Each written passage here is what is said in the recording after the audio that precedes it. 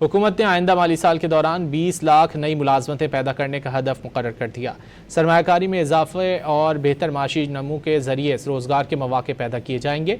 इसके अलावा हुकूमत का दावा है कि 30 जून को ख़त्म होने वाले माली साल में रोज़गार के 18 लाख मौके पैदा किए गए, जिसकी वजह सरकारी और निजी सरमायाकारी में इजाफा है। दस्तावेज़ के मुताबिक रोज़गार पैदा करने का बढ़ता हुआ रुझान वसी उल बुनियाद, जामे और रोज़गार पर मबनी माशी नमू को सहारा देगा।